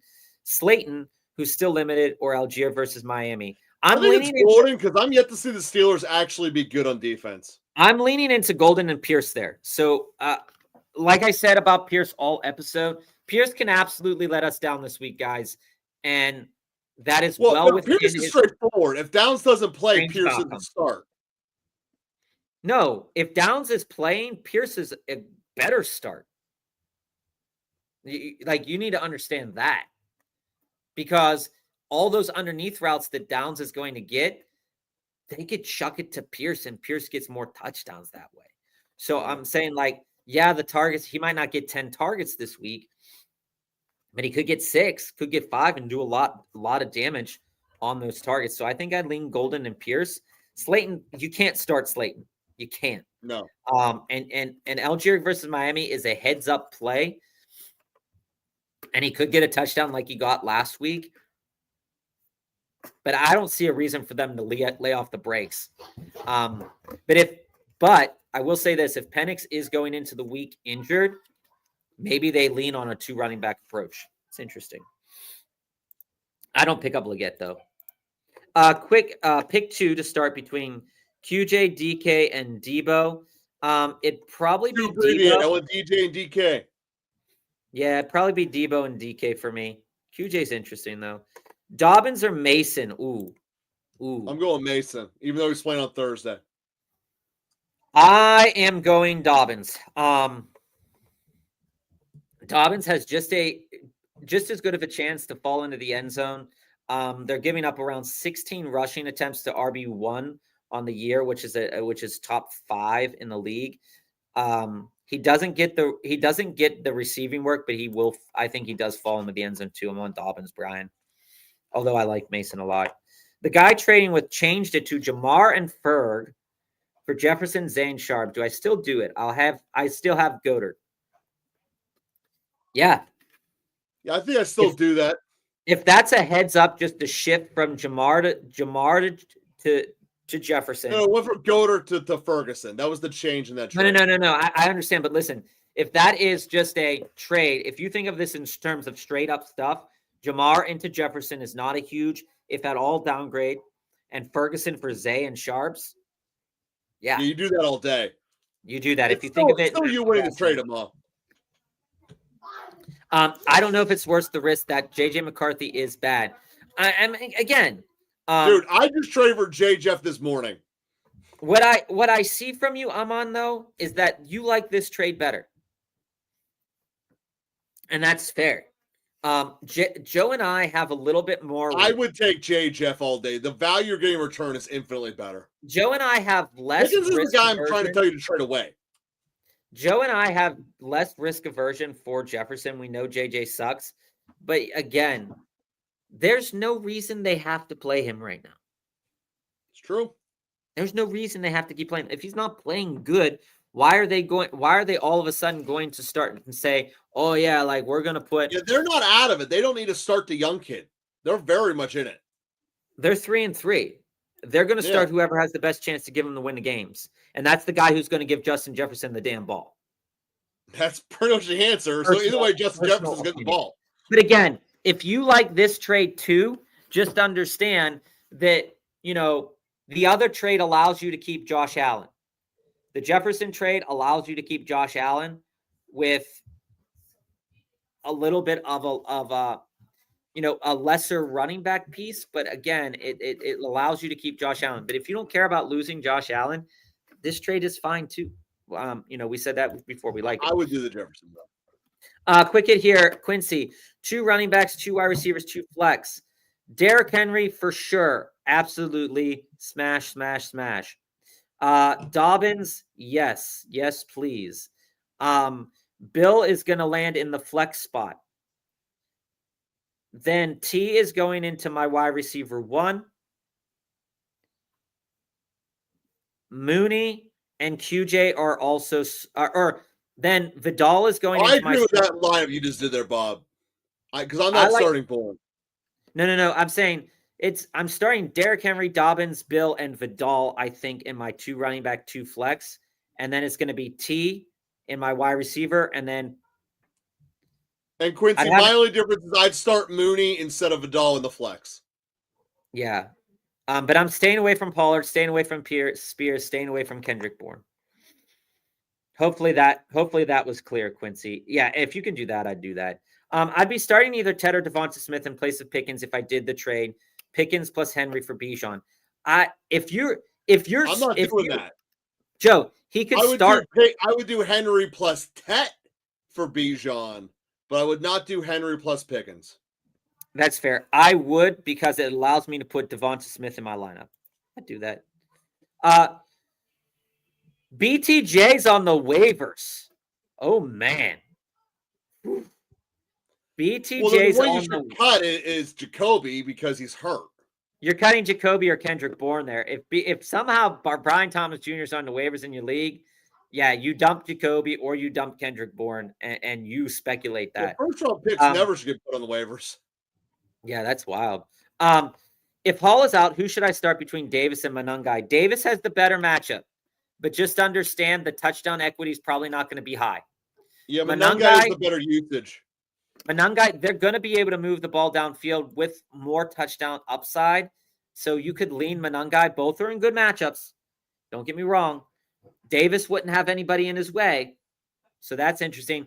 Keep your eye out on Justin Fields if he's starting. Monangai show.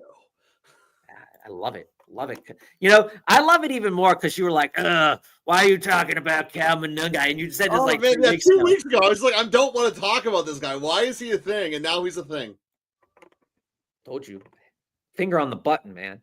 Nick, what's happening? Pinheiro, another good start this week. Almost tempted to drop for Riker tonight, but don't want to lose Pinheiro's rest of the season. I'm on Pinheiro. Again, Nick, you know me. I am a real Will Reichert stan when it comes to kickers. And he will have bad games. He will have good games. This is one of those games. A lot of games. This is one of those games where I don't see much of a difference between Pinheiro and Reichert long-term rest of the season. When I look at this week, you can easily, I think it's very easy to just keep leaning into Pinheiro. There's nothing bad about that at all. The difference in points on a week-to-week basis is probably not going to be very much, and I think Pinheiro's fine. And I think it's actually even better because Houston's defense projects a little bit better. So, there's going to be more opportunities to maybe kick field goals in this game. I've been trying to trade for a running back all week, but other owners are not budging on anything. I'm stuck with Pollard and Warren this week. I'm not feeling good. I think you'll be fine with Jaylen Warren. Pollard, yeah, I'm not. That's why I like the trade he's offering here. This one. I quite frankly, I might do both of those trades, but I definitely am doing Pollard from Monangai. I think I'd keep Warren over That's Bell. Diabolical work, Joe. Hold on. I just want to hear what just came out of your mouth. That is diabolical work. I would get rid of Pollard all day. No, here's the other thing, and this is what people aren't talking about, right? Is that Tennessee's a shit team right now. All right. Yes, they are. And Pollard, out of every running back in the league that I think has a chance to be moved, it's probably Tony Pollard. And I do think why? I do think that wherever he lands, say if he lands on, I don't know, there's probably no team out there that wants him. Pollard from Anungai's diabolical work. It's being a little bit ahead of the game, and it might not work out in your favor long term. I think it will. I think it's interesting. And this trade here, I think it's apples into apples. I'd rather keep Warren than I love Bill, but I'd rather keep Warren. He's the starter, and Tomlin prefers to only use one. If I want to win this week, I do this. If I want to win this week, that's something that I do. Planning to stick with the Pats defense as they also play the Saints next week. So 2 good back-to-back matchups. I don't have any problem playing the Patriots this week. They're just a little bit too expensive for me in DFS. That's why I didn't, mark them down. Bengals or Chargers this week. Bengals D is horrible, allowing over 30 points a game on average, but it's the Jets. But maybe Tyrod completes more than Fields' average 7 passes and actually does something. I would still go with the Bengals D, but at the end of the day, Tyrod's a shell of what he once was. No one cares in New York. And Wumbo, I love you for calling out Joe. Joe, this is what you said. Jack's waivers. Taysom Hill, Cole Kmet, Jatavion Sanders. I like the Bengals this week. Again, that is like a very situational matchup, and I like them. Like I said, I like them a little bit more in DFS circles.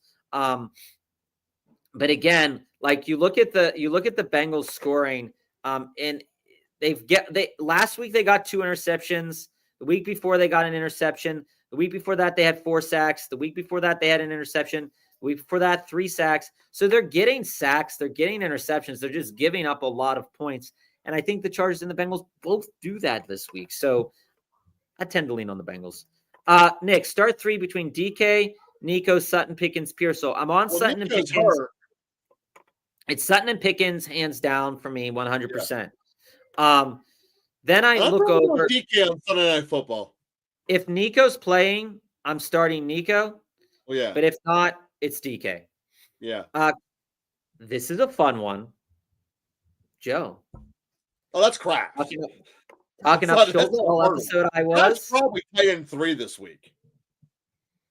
Yeah, it is Kraft, Nick, over Schultz. I think Kittle's gonna be tight end 1 because I'm gonna let you know. I'm gonna let you know what I let you know, and it is tight end week. It's tight end day. Yeah, that's why I'm going Kittle number 1. You might be able to. You might see that at the end of the day on Sunday that both of these guys end up with touchdowns. I think they will. What about Schultz or Vidal? I think Vidal's locked into great volume this week. But it's tight end week. It is tight end week. Nico. It is tight end week. But Vidal is in a matchup where Minnesota is allowing 18 rushing attempts to RB1s overall. And Minnesota together is allowing 24 total rushing attempts to running backs. And the next back up on the Chargers depth chart is Nyheim Hines. So it is Vidal 1,000%. Nyheim Hines had 2 kickoff returns for the Colts one year. Everyone ran out to pick him up like, oh, this guy scored 14 points and never actually got a carry. Yeah. Which wide receivers would I trade to lock into which wide receivers would I trade for using Nico as the piece? Okay. Olave, Devontae, maybe Pickens. And I can't remember fully, Jesse, which team we're talking about, but I'm definitely trying to move into Igbukah. Oh, Igbukah's a great one. I just don't think you'll be able to get it. I'm definitely trying my best to move into Igbukah. I'm also trying to move into Michael Pittman. To absorb it, yeah. Michael Pittman. But also, if you have enough wins to absorb it, you shouldn't be trading Collins. I don't think he does. DK, Genty, and Bowers for James Cook, or is this giving up too much? I think it's giving up a little much. It's definitely. I don't think so. I actually think that's perfect. It's definitely maybe trying to get an extra piece back so he doesn't need to cut someone. But as the basis of a trade, I think that's perfect. I would question the necessity of trading Bowers there or DK. Like, I think it would be fair enough to give Genty and DK. If he wants the kicker of Bowers, I'd ask for something back because this necessitates that you're going to have to drop some guys. So it would be well, he's going to drop the guys. He's would getting have to drop some guys. Yeah. So I try to work that a little bit, but I do like the basics of that trade. Just understand Yeah. James Cook's week 16 game kind of sucks. You're welcome, CC. Absolutely. For anybody in the chat, we appreciate everybody here all the time. Pittsburgh is getting cold, Nick. We went to the pumpkin patch with the kids today at work, and I was freezing. So no thanks. It's on like a ridge. And you know how like when you're on a ridge, Joe, and there's like no trees around, all the wind just smacks you right in the Sure face. does. Terrible, terrible pumpkin patches, man. Winter, Wumbo. baby. I mean, shout out to my little guy though. He loves pumpkins. He always says pumpkin. I think I heard you guys talk about Fannin versus Njoku if he suits up in PPR. What were you guys leaning again? I think we actually haven't had these two versus each other, but I'm always on the Njoku over the rookie. And for me, I don't think the matchup is super incredible. But again, but New England gives up volume to tight ends. I think you lean a little bit more into the rookie, knowing that Njoku was dealing with a knee injury and that there could be limitations to his playing time. So he's pro scat, pro Monangai, and nearly anti Nico. We've broken him. It's terrible. It's terrible, Wumbo. Do you see how Joe changed? I am not pro Scattaboo, and I am not totally pro Monangai. What I am pro is Chicago's coach being smart enough not to use Caleb Williams at all. That's the part I'm most pro about. All right, I got offered Puka and Jamar Chase for my JSN and Genty. I also got offered HN and Rome for my CD and Krosky. You take Puka and Jamar and you sprint and break your phone and saying yes. So, Adam, I understand JSN is not in that tier. And yes, Genty needs to be traded. Yes, he is. JSN is the number one wide receiver this year, I believe, in PPR right now. And no, he is, but it's not sustaining it. Again, there's reason to believe, though, Adam, that right now you're getting Jamar this week. You're getting a return of Puka. And there's a chance that Genty doesn't return that value over the totality of the season. Yeah, that's a no doubt for me. This is like, as long as Flacco stays upright, as long as Flacco is healthy, Jamar is a smash start on a week-to-week basis. So Jamar and Puka, I would rather have. It would pain me to give up JSN, but again, JSN has a bye week this week. So you wouldn't be eating the bye. You'd be eating Puka's injury, which is fine. And then you'd have to play around a little bit more with Jamar when he has a bye week 10. I also got offered HN and Rome for my CD and Krosky. I'm sitting tight on CD, I think. But problematic, though, Adam, is that if you end up with Jamar and CD, they both have bye weeks week 10, I believe. So you'll be looking for another wide receiver that week. So if you can stomach that, I'd love Puka and Jamar together. To have them on the same team, I would be elated. Absolutely do that. So again, Wumbo, the question was, I was answering the question. I'm still not moving Collins under any circumstances. I'm eating him with all of the injuries all day, man. Wumbo coming out with the receipts. I love it. Coming out with the receipts. But the question was, what is value? If you were 2-5 instead of 5-2, Olave is what you get for him right now. I just would never do it. You're welcome, Nick. And no, I don't play Madden. I don't really. I would love to. I do the NCAA version because I think it's a better game than Madden. I have a Nintendo Switch, and I would never play that on the Nintendo Switch. Dave, welcome. Need lineup help. Superflex. Leave. So current. Lamar, Igbuka, Waddle, Kamara, Judkins, Ferguson, DK in the flex, Rattler in the Superflex, Badgley, Colts defense. The bench is Monangai, Worthy, Cousins, Gadsden, and Chase Brown. Picked up Cousins only because Penix is questionable. Yeah, I think that's a good move. So if I'm looking at your lineup, and Lamar's also questionable, so we'll see how that shakes down. Igbuka is a great play this week. I think that's smart. Gadsden, I understand, your trepidation with starting a guy like Aronde Gadsden this week.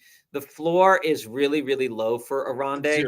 But here's what we look at is that over the last 2 weeks, with the Disley and injuries and all that stuff, Miami and Indianapolis, he has had 16 targets through 2 games. That is nasty work for a tight end to have that many targets through 2 games. I would That is true. If his game wasn't on, and here's what I want to say is Thursday games, and we talked about this last week. Thursday games tend to lean into the weird and strange.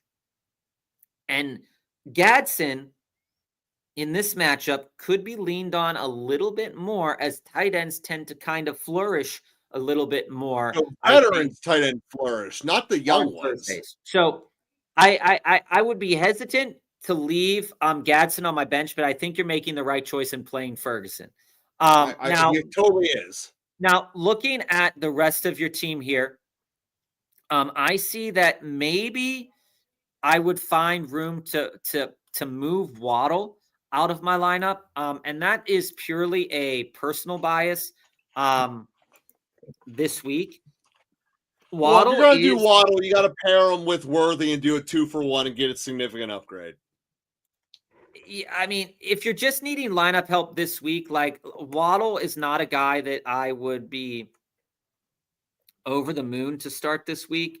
Again, he's projecting fair enough at around 15 points, but AJ Terrell's a tough matchup, man. It's a tough matchup. They are going to have to keep pace by throwing the ball. It's a tough matchup. So if I had to take, if you're asking for help like this week, I would put DK into that wide receiver position probably. And in my flex, I could see myself pushing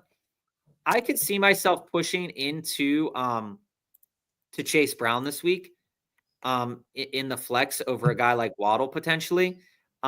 I know what I've said about Chase Brown a couple weeks ago, that he was kind of dead in the water. But the Jets are giving up around 18 opportunities to running back ones over the last several weeks. And when we look in totality, they've been giving up 25 rushing attempts to running backs over the last 4 weeks, or over the season. When you look at the last 4 weeks in terms of running back opportunities, they're still tops 23. So I think you can tend to lean in to Chase Brown. I would only question which Samaje Perine would be getting.